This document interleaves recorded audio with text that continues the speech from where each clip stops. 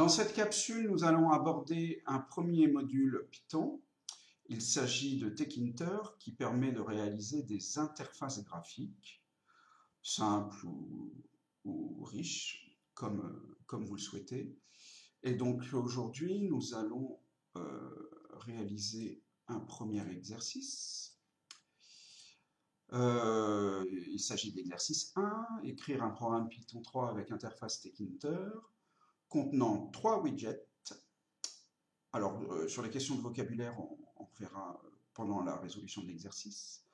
Un bouton généré, un quitté et un label, donc une zone de texte, de telle sorte que le visuel de cette fenêtre soit le plus proche possible de ce qu'on voit ici.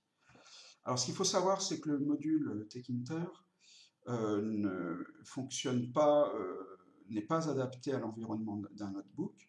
Donc, nous allons changer d'environnement de développement pour travailler dans l'environnement naturel, en quelque sorte, de Python, qui est Igle.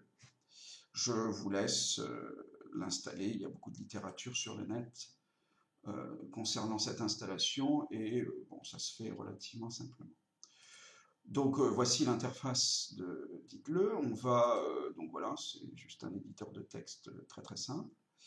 Et donc pour pouvoir travailler avec le module Tkinter, il faut l'importer.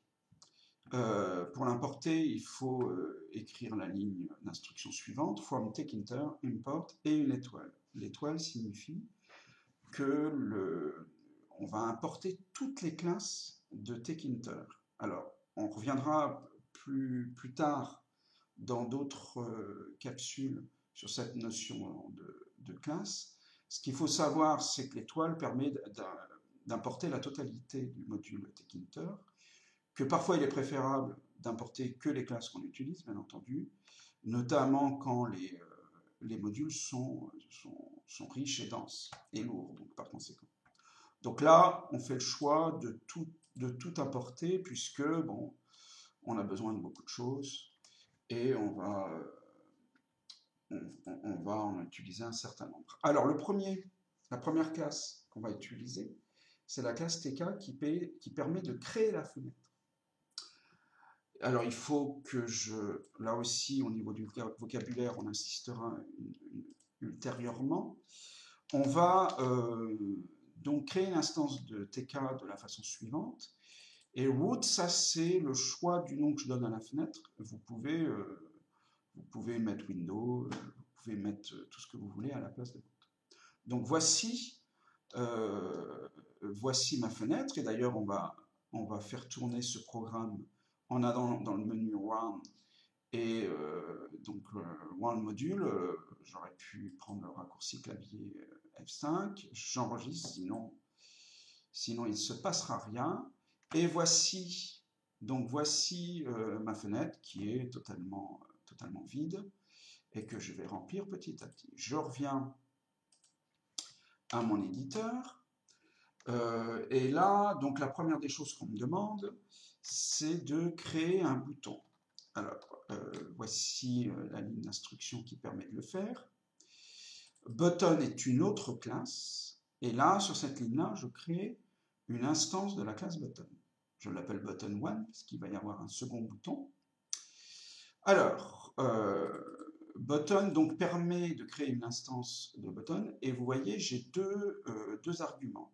Le premier argument dit dans quelle fenêtre doit se situer le bouton. Alors, il se situe dans la fenêtre root, ce qui était attendu, bien entendu. Quel est le texte du bouton qui s'affiche sur le bouton? Texte égal, et donc il va y avoir écrit généré. Et puis, pack est appelé une méthode de la classe button, et pack permet, à travers ses arguments, de positionner notre bouton.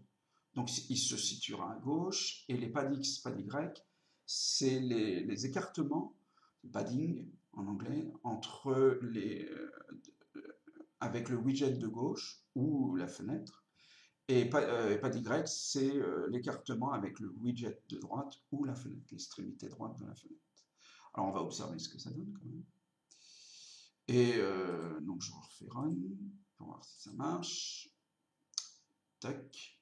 Voilà, alors là, j'ai modifié un certain nombre de choses. J'ai demandé à ce qu'il s'adapte. Je ne vais pas pouvoir le bouger. Euh, Attendez, je vérifie si on voit bien. Voilà, on le voit juste. Bon, la fenêtre est beaucoup plus petite parce qu'elle s'adapte à la taille du bouton. Et là, le bouton, il est minimaliste. Il s'adapte lui-même à la taille du texte que j'ai indiqué. Alors, bon, on retourne, on va finaliser notre programme. Donc, on va mettre un second bouton. On va mettre un second bouton avec un texte qui est très très proche, une instruction qui va être très très proche. Donc, je crée une seconde instance de la classe button. Vous remarquerez que c'est à chaque fois button. J'utilise la classe button, mais par contre, au niveau du nom de la variable, c'est plus la même. Le bouton, il est forcément différent. Je conserve les mêmes dispositions à l'aide de la méthode pack, le même écartement, etc. Et je change, je mets un nouveau texte, pardon, qui est quitté. Ensuite, je vais faire de même avec mon label, ma zone de texte. Mais cette fois-ci, ce ne sera plus la classe button que j'appellerai, c'est la classe, alors, c'est la classe label. Voici le label. Alors, bien que j'ai qu'un label, je l'appelle label 1. Et puis, c'est le même principe que pour button. Je crée une instance de label. Il y a deux arguments. Le premier argument indique la fenêtre dans laquelle va se trouver le label. Il y a un texte, c'est le texte de la zone du texte, du label, pardon. Et puis, j'utilise pack de la même manière. Et puis enfin, je crée une boucle d'affichage. On verra plus tard ce que ça signifie. D'ailleurs, je peux même en parler pour une prochaine fois.